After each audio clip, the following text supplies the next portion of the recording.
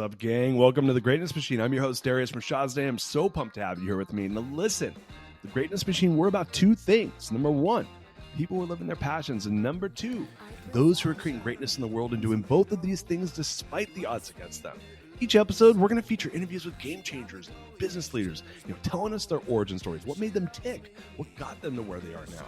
Why? So it can help you step into your greatness within your life, your business, and your career. Occasionally, you might hear a few solo episodes from myself, moi as I say, as I leverage my 20 years of entrepreneurship as a CEO and founder to help you grow and level up in your journey to scale your life and your business. So, come be a fly on the wall, enjoy the conversation, and I'm stoked to have you here with me.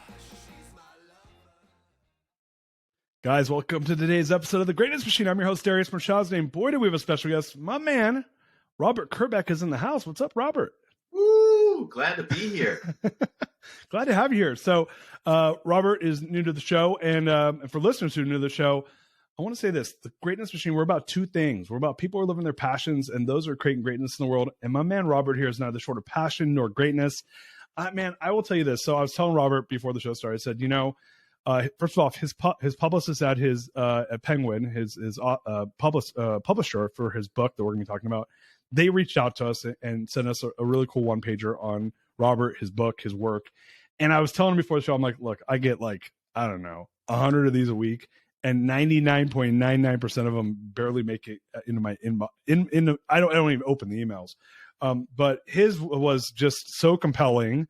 And listeners of the show that have been here for a while know that I have probably said this one or two other times that I was like, oh, I got to have this guy on the show. This seems super interesting. So yeah, man, it was really exciting when I read the one pager. I was like, look, I sent my team. I said, hey, I want this guy on the show. And so the listeners, you might be like, well, why is that? And the reason is this. I'm going to give your formal bio, but Robert is A-list corporate spy, which is fucking awesome. And he's written this book called Ruse, Lying the American Dream from Hollywood to Wall Street. Your former actor, award-winning author, and also CEO of your company, RK Research, which, as you had said before the show started, a spying firm. So pumped to have you here, Robert. Welcome to the show.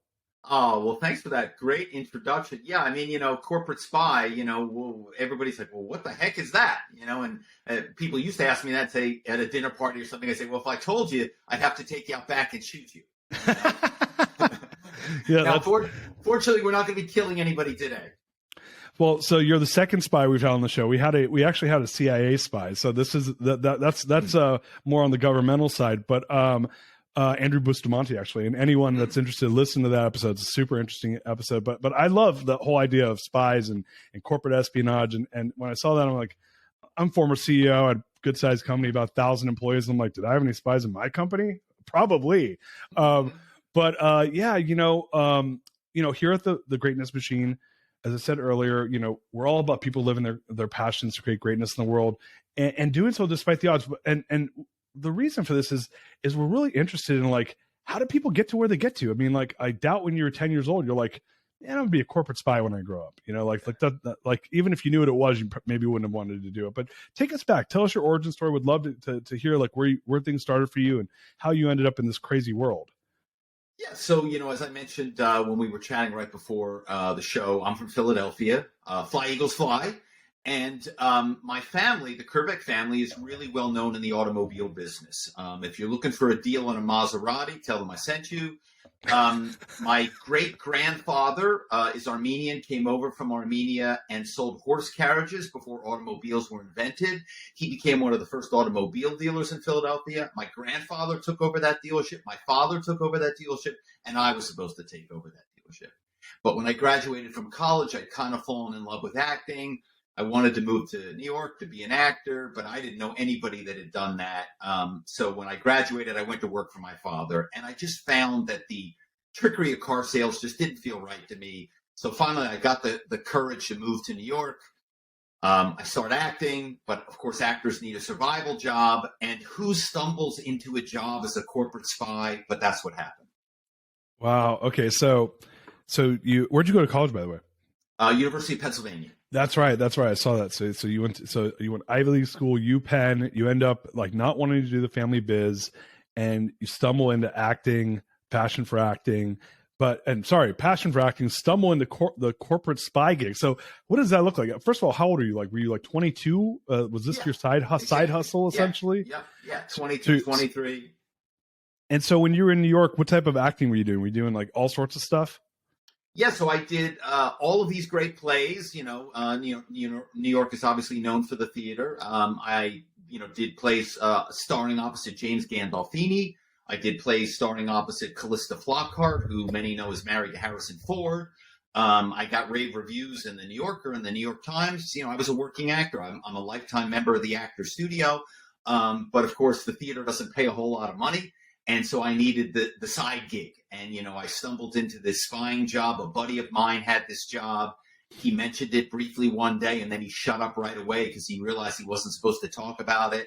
And I said, whoa, dude, what's this job? I'm broke. Help me out, And so he did. He got me an interview with this woman who lived on the Upper East Side. And your listeners know that's kind of the old money area of New York. And so I go to this Upper East Side, penthouse apartment. I'm living in Hell's Kitchen in a cave with two other guys.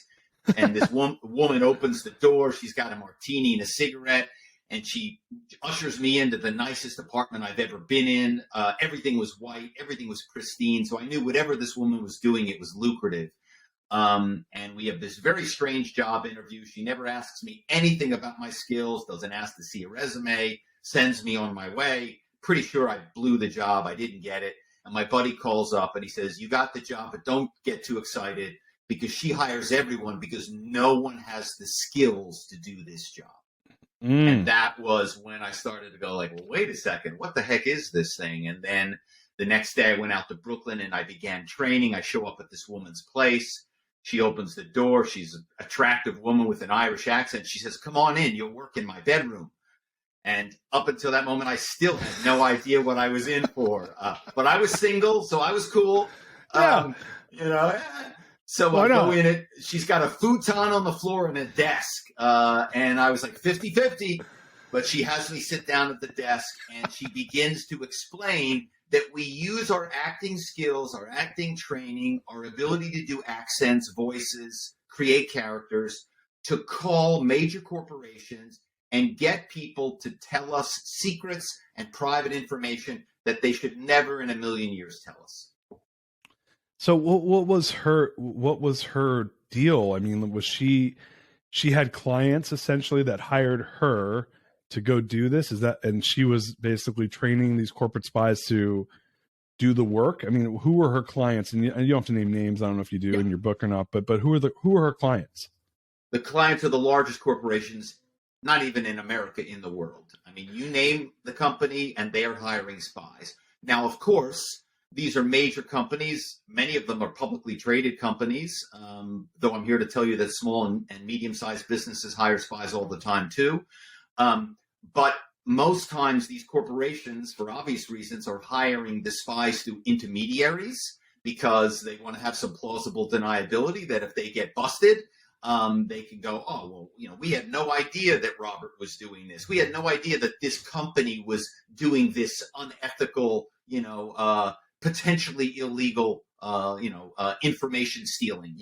We had no idea. Now, I'm here to tell you on your program that I have personally presented my extracted data, aka stolen data, to individuals that today are one step from being the CEOs of some of the largest companies in the world.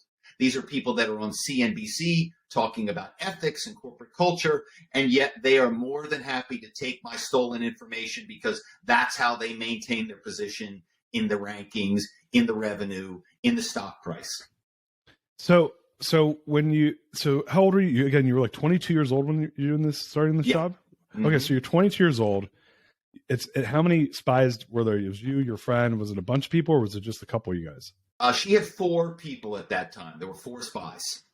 And so, again, I don't expect you to name names unless you want to, but like, what would be a typical, like, what was your first gig you did? Because I'm sure, and I'm going to back up. Let me just tell you. So I had an experience that was similar to your experience, but it was when I was 19 years old.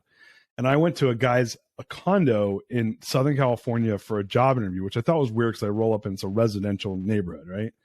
And the guy's like sleeping on the couch, and the girl interviews me at assistant interviews me at the kitchen table, right?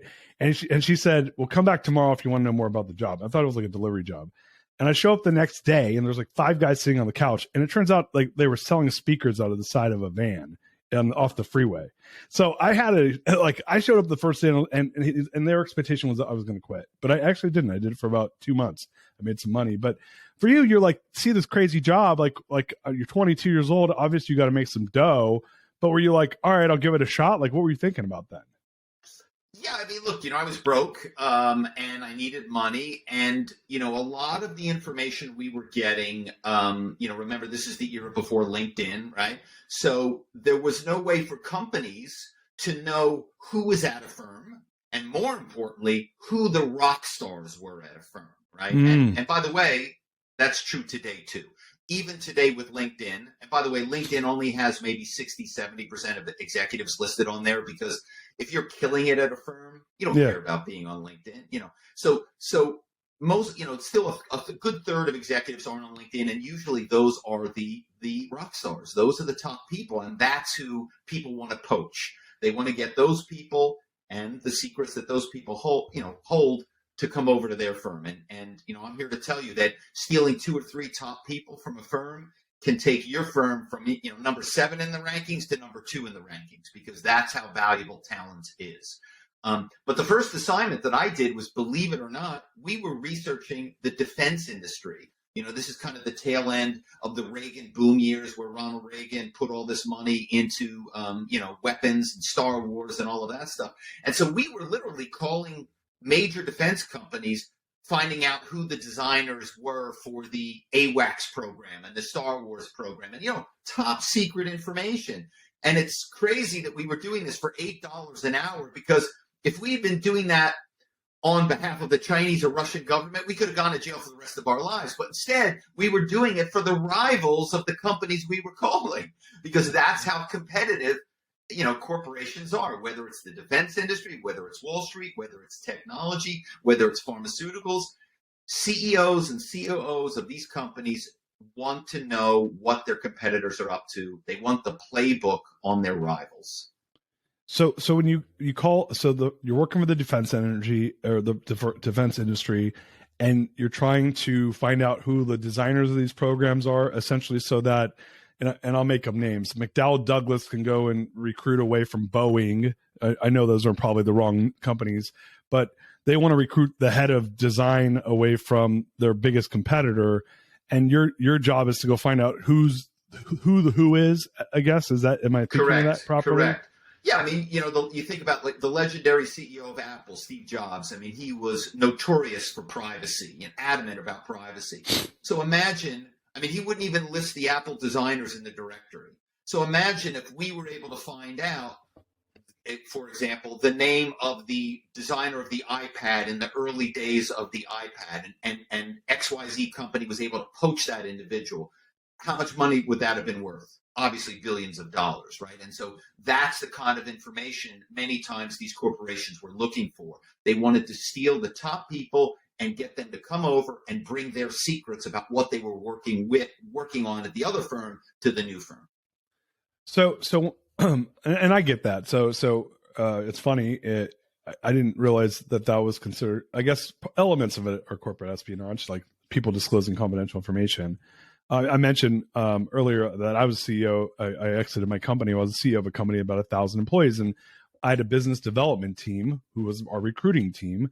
Mm-hmm. And I was telling someone this like 2 days ago. I said, I always knew what was happening in the industry a month before it happened, because my recruiting team was talking to so many people, and just hearing all, when you're on the phone with every single competitor, talking to their salespeople and their ops people and their administrative people and their executives, they disclose stuff to you without even realizing they're disclosing stuff to you. So is that in of itself just the corporate espionage, or is there more to it than just that? Well, there was more to it than just that, and look, kudos to you and your business development team. I always tell people, and, if you're really good, you're interviewing the top people at your rivals all the time, even if you don't have a job for them, right? And by the way, job seekers out there, be careful. Not every job interview you get is a legit job interview. It is very common practice for executive recruiting firms, whether they're external or internal, to use these interviews as sort of a ruse to get information about what their competitors are up to. So, if you get that job interview, be careful what you reveal in there, because they may not even really be interested in you. They just want the information that you have. But our spying would always begin with building the organizational chart. Then we would learn the internal metrics that the firm had for ranking their employees, because every firm ranks their employees. Whether it's a sales desk, we would find out who the top sales guys were with the actual numbers, right? Because anybody can come into an interview and go, oh, yeah, I'm number 2 on the team. No, I would prove. We would have the rankings. If they were traders, Wall Street trading desks, we would have the rankings. If they were bankers, we would have the size of their book of business. We would have, or we'd have the internal metric. We would know what they were getting paid, right? Which is another way you can easily tell how firms value employees, right? So we would get all of this information, but then we would build on top of that, because now once you have that information, you can find all these different people to talk to. You know so much about the firm. You could find out, forget about future plans a month out. We would be finding out what they were thinking of a year out, 5 years out, 10 years out, right? What products were in the pipeline, how far along the products were, when were they going to come to market? What was the pricing for those products going to be, right? So any type of information that a competitor could use to their advantage to basically, to get a competitive head start. So I mean, the first question that comes to mind for me is like, how were they willing to give you that information? I got to assume there's people that are smart enough to realize that they're disclosing confidential information. It's probably some of it slipped. I could understand that, but was there like a system or what, did you guys have like a process to try to extract information? Tell me about that. Yeah, so we were in the book I call it rusing, right? We were using social engineering to trick people. We were deceiving people by creating these characters, or even in many cases impersonating real people within the firm. We were actors. We could mimic people's voices. I could hear somebody on CNBC, then I could imitate them, right? And so we would call people, and they would hear, this is Gerhard calling from the office in Frankfurt, Germany. We have the European Union regulators here. We need some information from the States, right? And they would look, and they'd look me up, and they'd go, oh, yeah, there is a Gerhard Mannheim who runs European compliance. And they would many times know this person, might even have spoken to them once, right? But they didn't know them well enough. And of course, I would have listened to Gerhard's voicemail or seen him on TV. So my accent would have been pretty close.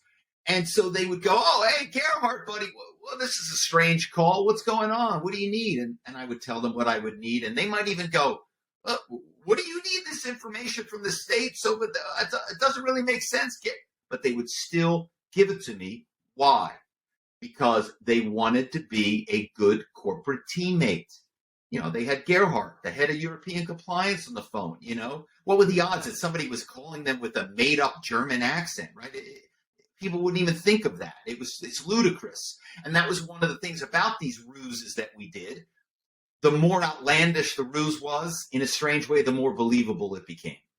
Yeah, there's probably a cognitive dissonance around why would anyone ever assume this is a private company calling up and, essentially like being fraudulent, right, to get Correct. Information from them. So what was the most elaborate ruse you ever conducted?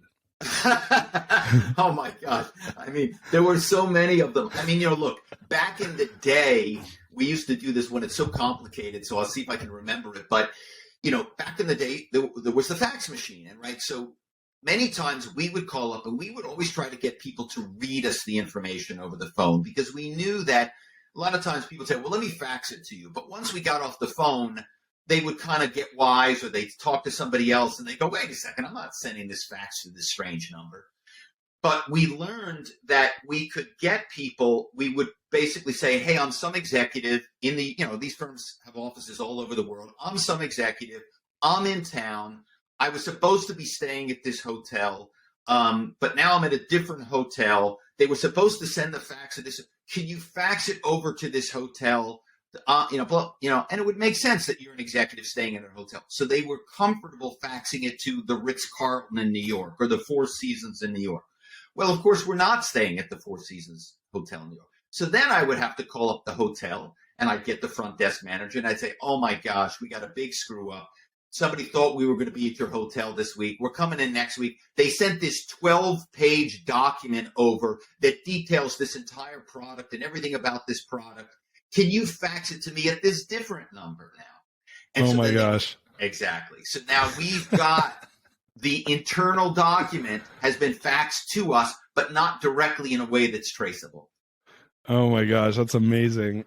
So one question that came to mind for me is, did you guys ever meet with people in person, or was this all done like anonymously over the phones and through faxes? Yeah, we did. We did meet with people. And in the beginning, we would go to events. We'd go to the U.S. Open, and we'd be in the box with this bank, and we'd be talking to the bank executives, and they're getting drunk, and we're getting information. And bars were a great place to get people that were telling secrets. You would know what bar was the bar for Goldman Sachs or what bar was the bar for Morgan Stanley. But what we learned, much to our surprise, was that the anonymity of the phone call was actually a far more effective way to get information, right? Because, if you're at a bar, it's kind of hard to sit there and write down 20 pages of information. Yet on a phone call, you could get someone, believe it or not, to read you document after document, information, names, reporting structures, salaries, rankings, all of this stuff. You could get someone to spend an hour with you on the phone doing that, which you couldn't do in person. And so the phone call, and I'm here to tell you, the social engineering phone call is alive and well even today. You can get so much information. Now you can get a lot now through phishing, email, texts, different ways. But the phone call is still a very, very effective way that spies still utilize today. And so yeah, that I guess two things from this. Number one, super interesting. But what I guess when you start to think back to, well, first and foremost, what is what does a client pay a firm like yours, like previous firm or the firm that you have? Do you currently have RK Research, or are you still running that firm, or no? No. I wouldn't be a very good spy if I wrote a book outing myself as a spy and I continued to spy. But one of the things that was most shocking about the publication of this book is how many companies reached out to me and asked me to spy for them. It was amazing. I was like, guys, come on, Yeah, I'm not. It's like Borat, like after you've already had the movie come out. So yeah, exactly. It's like, we know who you are, Borat, but we got to wait 20 years and we'll do the sequel. So yeah, like let's say someone was hiring your firm, and obviously I know this is over multiple decades, but like what did firms pay for this type of job? Yeah. So we started out, as I mentioned earlier, we got $8 an hour, which of course now I think about it, it's hilarious because the woman whose firm, the woman who hired us, we were working for then, she was making a ton of money. But it took us a long time to realize how much she was making because we were actors, and I was working as an actor. I was, doing going up to Paul Newman's house and peeing next to Al Pacino and dancing with O.J. Simpson and working with George Clooney. And, I did 50 lead roles in major TV shows. So I was a working actor, and we were just doing this job temporarily, And so, we went from $8 an hour to $9 to 12 to 15, but we weren't getting a lot of money. And then there was a certain point where my acting career kind of waned. And that's the moment where I did the deep dive into corporate espionage, to the point where eventually I was making $2 million a year. Wow. So I guess, yeah, that was I guess what I meant by the question was, what does a firm pay your firm, like for a job? Like were they paying like by the job, by the hour? How did that work? If let's say Sony, I'm going to make up that Sony hired you guys to go spy on Toshiba. Yeah. What was a typical job that they would pay the firm? Every job was bespoke. Every job was custom. So the company would call me and they'd say, this is what we want to know. And it was usually not just one firm that they wanted you to penetrate. There would usually be 3, 4, 5, 6 firms that they wanted you to penetrate because they wanted to get a lot of data. And then they would use that data on what all their competitors were doing to make their own internal decisions. So, a project could be, sometimes we would charge by the hour, and sometimes it would just be on a project by project basis. I know at one point somebody wanted me, we got so popular that at one point a corporation offered to hire me, and I said, look, I don't have any bandwidth. I just don't have the time. And they said, well, suppose we paid you triple your rate and we Federal Expressed you the check for the entire project in advance. And the very next morning, there was a check at my door. I think it was for $80,000. Wow. Because that's how much they wanted the information. So projects range from like $25,000 a project to maybe like $150,000 a project.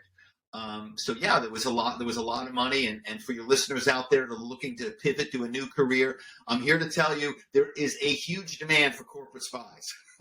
Really? So yeah, I mean, obviously it sounds like it pays, but one of the questions I have is what, like, is it legal? Because it kind of sounds illegal to me. Am I thinking of this the wrong way? I'm sorry, I couldn't hear you. Cut out there when you said, what was that? Oh, I asked, is it I told you before, I take everything literally. So like, I guess you got to prove it, right? Is that at the end of the day, like, what's the legality of something like this? Yeah, look, when we first did this job, we went and we met with an attorney because, again, we were just actors and we were nervous about it. And the attorney said, it's in the gray, the very dark gray. In like a midnight gray. Yeah. So, look, I think it's borderline. And at one point, we definitely got on the radar of the authorities. And, I don't want to spoil too much, but it was pretty scary. It was pretty scary. So, you mentioned earlier that, this was a side hustle and that you were doing a lot of acting. Tell us about that, because obviously it sounds like your passion was acting. And I know you mentioned that there was a moment that where your acting career waned and you dove deeper into this. But before we go into, obviously the corporate spy thing worked out. Tell us about the acting thing. I mean, it's really unique to be able to be a working actor. It's super hard to do it, right? Most, like, the failure rate's almost like 100%, right? Like, it's not 100%, but it's probably 99 point something. But you made it, to a point, and then you took this pivot into the corporate espionage stuff full time. Tell us about your acting career, because I think that a lot of people don't know what it's like to do that. I'd love to hear more about that. Well, thank you. That was really well said about the difficulty, because I think sometimes people just go, well, you didn't make it because you're not George Clooney, or you're not Kevin Bacon, right? You didn't make it, right? I have a penchant from the Screen Actors Guild. I like to describe myself like you watch a Major League Baseball game. I was like the number 24, the number 25 guy on the team. Like I made the majors. But, I was the guy that you were bringing in the pinch run in the seventh inning, or pinch hit every once in a while, but still, I was in Major League Ball, and did a lot of great stuff, a lot of great theater. I mean, had some crazy experiences. One of the most hilarious ones was my manager called me at one point and said, hey, I got this, exercise video that they're looking for some guys to do, and, do you want to do it? And I was like, my manager's name was Bobby. I'm like, Bobby, no. I'm not like a dance guy. I can't. No. It's not dancing. It's not dancing. Exercise video for guys. I'm like, no, man, that doesn't sound right. He goes, it's O.J. Simpson. I said, what? I said, O.J. Simpson? I said, I love O.J. So I go and go to the set to do this job, and I show up, and there is a dance floor, and I'm introduced to this person who's the choreographer. And right away I start to sweat because I'm the worst dancer ever. And they have us do a sequence of moves, and I'm so bad that the choreographer comes over and he looks at me and he's like, how did you get hired? And he's literally about to fire me, and OJ goes, no.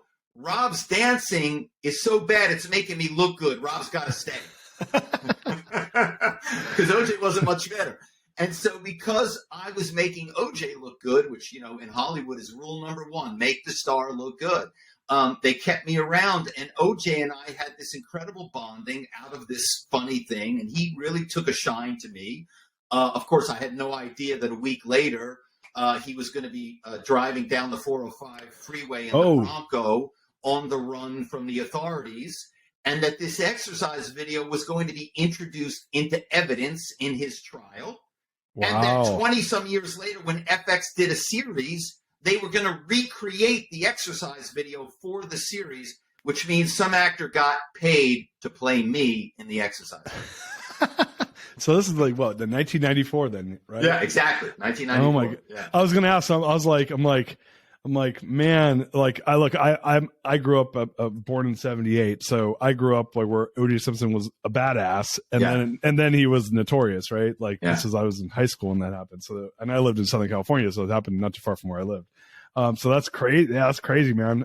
Is that your like? I mean, I know that living life as an actor has a lot of like Hollywood and New York acting lifestyle. There's a lot of crazy. Is that your craziest story? You got any other whoppers out there that you could tell us? Look, there's some serious whoppers. I mean, again, without going too much into the book, the book goes back and forth between the corporate espionage stuff and the acting stuff. So, I'm being hit on by Kevin Spacey. I'm peeing next to Al Pacino. I'm drinking with Paul Newman. I'm working with George Clooney because they bring me on to kill him on this TV series because he's got to go to this other show that you probably never heard of called ER. No, don't know it. So there's like a Forrest Gump element to some of the acting stuff. Obviously, OJ is one of the funny ones too. But yeah, there's a lot of cool stuff in there. I don't want to give too much away. But I will say I went on a date with J-Lo, which is in there, which is a pretty funny story. Yeah. Nice, man. Well, let's talk about the book. So the book is Ruse, Lying, the American Dream from Hollywood to Wall Street. Obviously you've talked to, I'm assuming it's about your life, but tell us a little bit about the book, the idea for the book, and, like more about, what you're doing with it. Yeah. So, I was an English major in college before I became an actor. And now I've circled back to writing after all these years. And I wrote like a little piece, and I was reading something at a writers conference about the spying, and people were just freaked out by it. They said, we all know the Russians spy on the Chinese spy on us, but most people have no idea the lengths that corporations will go to and the amount of money that they spend to spy on each other. And that was what made me go, wow, maybe I should write my stories. And so when I started writing the stories, there was no way I could not write those stories without also talking about the acting, because the two really went hand in hand. Obviously, that was a survival job to support me as an actor, and then it became a multi-million-dollar business. And so, so the book kind of goes back and forth, and you get to see the hijinks and the shenanigans of the spying, along with the hijinks and shenanigans of being a young single actor in New York and Hollywood. So I think it's kind of fun. I wrote it during COVID. So, obviously it was a tough time for everybody. I wanted to write a book that's fun, and I wanted to write a book that's a page turner. And I'm hoping that I've achieved that. And so with the book right now, I got to assume, it's like one of these like whistleblower tell-alls, right? Mm-hmm. Like I can't imagine that people around you that are in the corporate espionage game were happy with this. Tell us about what happened there. That's funny. Great. That's a great question. One of the guys I trained, who ended up being, I think, the only spy that was as good as me. He, was really fantastic at it, and he still does it to this day. And when the book, basically the book goes live on Amazon and Barnes and Noble, before it's available for sale, they call it pre-order. And when he saw the cover and he saw that, he freaked out, and he's texting me like a maniac and going, "What the hell?" And blah blah blah. And it was just so hilarious to me that this guy thought that my book was going to like end all corporate spying. It's ludicrous. And, like corporations, they don't care. They don't have ethics. They don't care. They want the information they want. These are, we think about athletes being competitive. These executives at tech firms, pharmaceutical firms, Wall Street firms, industrial firms, they are as competitive as it gets, right? Those are publicly traded companies. Their salary is based oftentimes on the stock price, right? They want to win, and they're willing to do anything and everything to win. So my little book is not stopping any corporate spying, and that's what I told with this spy that his income is secure for as long as he wants to spy.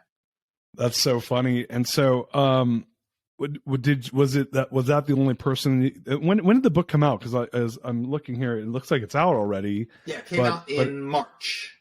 Gotcha. Sorry, it says on Amazon February 22nd, 22. I'm so funny. I'm like, when's February 22nd, 22? Yeah, that was 9 months ago, Darius. You idiot. I'm like, When's 20? That's coming up in like 2 months. So the book came out earlier this year. Was that the only pushback you got? Did you get anybody else that was like perturbed by you telling the secrets? Well, I actually had a couple of former clients reach out, and they were very grateful that I did not mention them by name. They said, you know what, thank you. Like you wrote the book and you told all, but you didn't like completely throw us under the bus and that was a conscious decision. We changed the names of the companies in the book because while everything in Ruse is true, I like to say I've written an honest book about lying. These companies have armies of attorneys on staff, right? They could make my life miserable. And I just didn't want to get bogged down with being, sued to death by attorneys saying, oh, well, we didn't really hire you for that, or we didn't know we were hiring you for that. I didn't, so we just changed the names. That's funny. And so, with a book like this, when to your point, it kind of opens everyone's eyes to see that this happens. What do you think this does potentially to the future of corporate espionage? Do you think it does anything at all, or do you think it's just really more of like, hey, FYI, this is happening? I think corporate espionage is even more prevalent today. And here's a story that should really scare a lot of people out there. Corporations are so cutthroat, and especially, again, smaller companies, that some of these, and I think it's only a matter of time before we hear about this in terms of it being public knowledge. But one of the things that's happening is these ransomware attacks, which shut down firms, cause tremendous financial damage, and some would argue, and I would agree with this, even greater reputational damage. A lot of these ransomware attacks aren't being done by some little gang. And if they are being done by a little gang, that little gang has been hired by rivals to those companies. So think about that.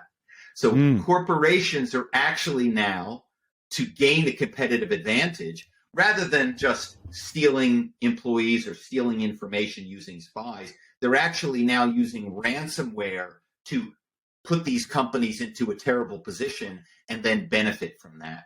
I recently had a hospital, because I speak to companies about how to, prevent, mitigate the risks of corporate spying, corporate espionage, cybercrime, ransomware attacks. And this hospital client, they have 5 facilities. They were recently shut down for 10 days. Could not operate, couldn't book an appointment, couldn't check an x-ray, couldn't do anything because their systems were basically locked up. Now, think about that. If you're calling that company and you can't, you're going to go somewhere else, right? You're going to go to another company. You got to get what you need or do what you need, and not just a healthcare, whatever company, you're not going to be like, oh, your systems are down for 10 days. Okay, I'll call back in 10 days. Sure. Right. So think about that. So I think that's the next frontier, is you're going to see that the world of corporate espionage involves, a lot of cyber attacks that are sponsored by rivals. Yeah, it's interesting. So I came from a very regulated industry. I ran a large mortgage bank and servicer. I was the owner and CEO of the company, and we used to have to do, it's highly regulated, 50 states, multiple agencies. So we used to have to do a ton of penetration testing against our sites digitally. We always have to train our team. They still got phished. They still got hacked. I have clients, and I sold the business and started becoming a consultant for these large mortgage companies. And I've witnessed personally 2 different companies. One got taken for $3 million for like a, basically they tricked them into wiring money that ended up in Hong Kong, and someone else got tricked for $400,000. My company, I think, got hit for a few $100,000 when I was CEO. So my big question for you is, like, how does a company protect itself against this stuff? I mean, I think that's obviously one side of it is the doing, but if you know how to do it, then you probably are, like you mentioned earlier, there's an opportunity to help people protect against it. What's some advice you could give to entrepreneurs and CEOs to protect themselves from this happening? Yeah, I mean, and thanks for asking that question. I mean, look, the biggest mistake the corporations are making is they're spending so much time and energy and money on the network, the servers, the encryption, the firewall, and almost nothing on the human element. And at the end of the day, the weakest link in cybersecurity is always the human being, right? If I can get a human being on the inside to give me their password, or to do whatever it is I want them to do. I don't need to hack the system. I'm hacking your people, right? And so I think corporations need to do a much better job of penetration testing using human beings and training and educating their employees so that they're not falling victim to the social engineering phone call or the social engineering text or the social engineering email, right? I think that's the big thing is that, and look, are you ever going to have 100% success? Probably not. But can you greatly increase your success so that it's happening, much less frequently and hopefully in a way that's not catastrophic?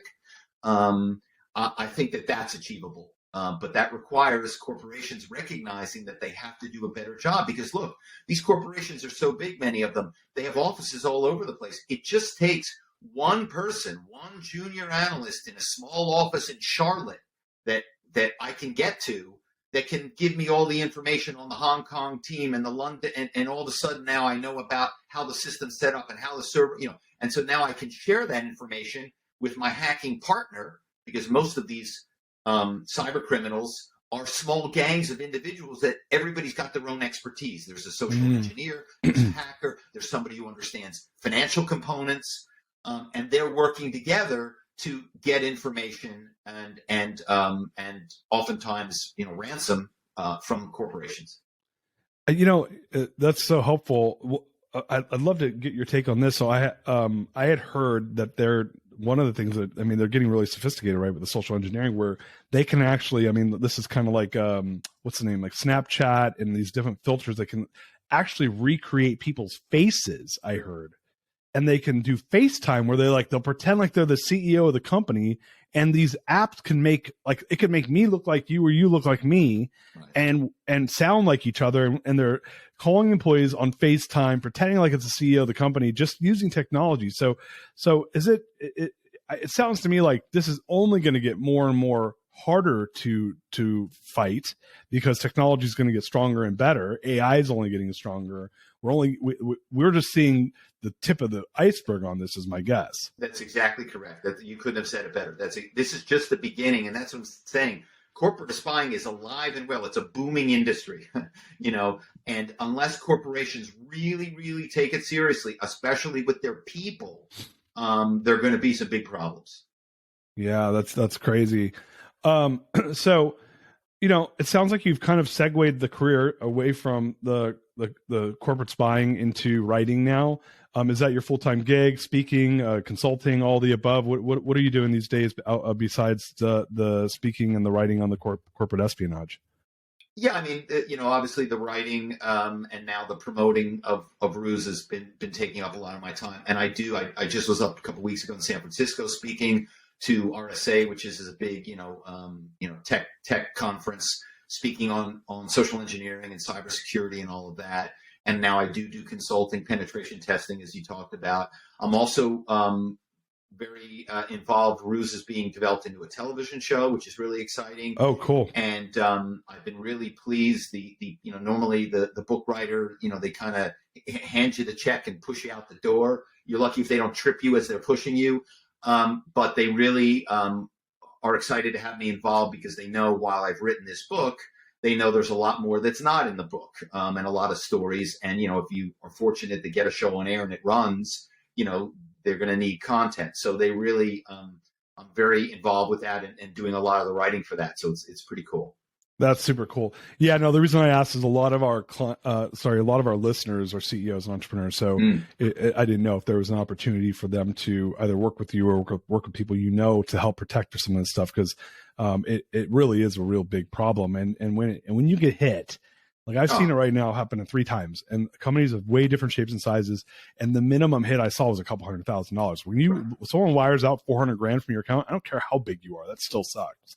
Yeah. So yeah, is there any thoughts there or any resources that you would recommend for people? I think there are some really good firms out there, and I think all corporations, just need to up their game with the cybersecurity. They just need to up their game, and part of upping their game is doing penetration testing. That is not just penetration testing of these systems and the servers, and the firewall and the network and all the technology, but also penetration testing with social engineering and the human beings that work for you. If you're not doing both, you're completely leaving it's like, you're building a house, but you're leaving the front door wide open or the back door wide open, whatever analogy you want to use. Yeah. I'm happy if anybody wants to reach out to me, I'm happy to answer any questions they might have. Just chat about it. Give them my proverbial 2 cents. I've been very lucky. One of the first guys that read Ruse was Frank Abagnale, who wrote Catch Me If You Can. And he gave me a lovely blurb, which is on the cover of my book. And he's been such a huge supporter of me. He's recommended me to his speaking agency. And so now they have me go around and speak. Like I went up, like I said, to San Francisco. And I really enjoy doing it because it is important because, nobody wants to get ripped off. Nobody wants to get taken advantage of, right? It's a terrible feeling. And so if I can help corporations do a better job to protect themselves, I'm happy to do it. I love that. Yeah. And I'll tell you, like my business, we had about 1,000 employees. This was a constant issue. And to your point, so what if they couldn't break into the servers through the servers? They'd send one email to some, clerk and the whole system would go down, because they'd get phished. And we started doing a ton of training around phishing and even then it would happen. And we started doing our own fake stuff to see who do we catch. 4% of them would fall for it. And this is with us training them. So if you can only imagine, we were proactively spending time, money, budget, and testing it ourselves and tricking them ourselves. And even then with all that happened. So I think, and this is coming from a company that was being proactive to your point. So I think that you're making a great point that companies need to take this super seriously. And it doesn't matter how strong of a firewall you put in front, because I'll just go around the back door and open the side door with that someone opens for me, right? To your point. Man, Robert, such a fun interview, and I'm so pumped for your work and all the stuff you're doing. I think this is really, really interesting stuff, and especially the future of it with the book, and it sounds like there's some legs there with the potential TV deal. Man, huge congratulations to you, my friend.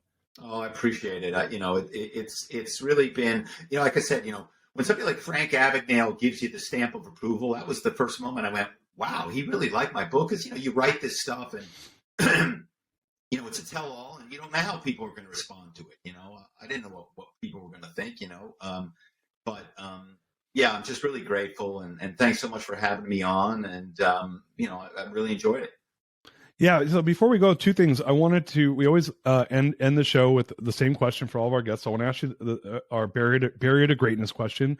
And then I'd love for us to get a bunch of details on ways people can get the book, connect with you for any and all things. We have tons of people here that do big events and conferences that are listeners. They might want to bring you in to be a speaker or just buy the book and maybe even learn from you directly. So the question I'm going to ask you is this: what do you think is the biggest barrier to reaching greatness in one's life, and how have you overcome this in your life?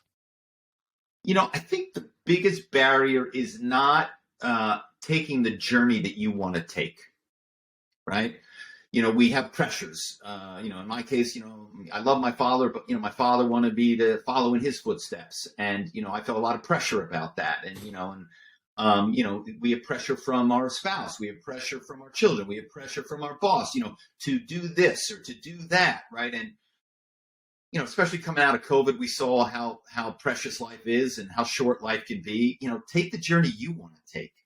That's how you overcome barriers. That's how you achieve greatness, because you're now doing what you want to do. However it turns out, you're doing what you want to do. You know what I mean? I think that's greatness right there. It's not so much how much money you make or what kind of success you may or may not achieve. Greatness is doing what you want to do, doing what you're interested in doing every day. That's greatness.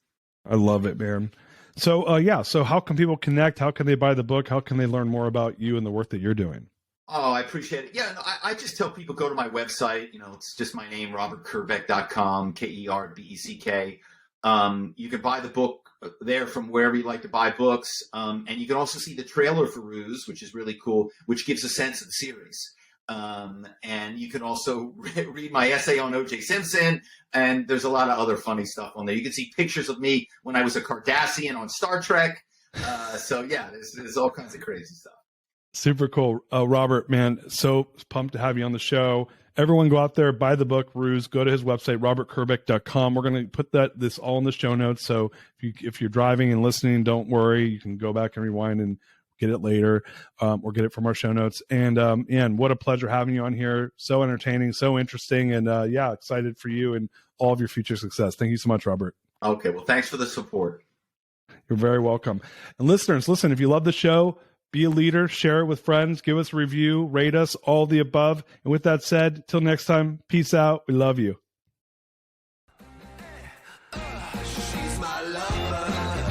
You are listening to The Greatness Machine, and that's a wrap for today. Listen, if you love what you heard, subscribe to the show on whatever podcast platform that you're tuning in on, so that you don't miss any of our future episodes. We have tons of great people coming on, and we're stoked to have you here to enjoy it with us. Leave us a review. Tell us what you love most about this particular episode. We love getting the reviews. We love to see what you guys love most.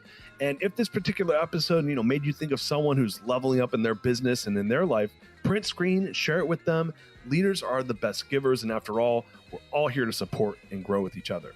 And in case you want to see some of the fun behind the scenes shots or some of the things that we're doing, I'm actually writing about this in my weekly newsletter. Go to www.therealdarius.com and subscribe to my newsletter. We're talking about fun things like business and life and mindfulness and cryptocurrencies and gosh, I don't even know, everything and anything, but it's tons of fun stuff I write about. I try to get it out on a weekly basis. You can subscribe at www.therealdarius.com. And with that said, look, thank you guys so much. I appreciate you. I love you. Peace. We're out of here. See you guys on the next one. She's my lover.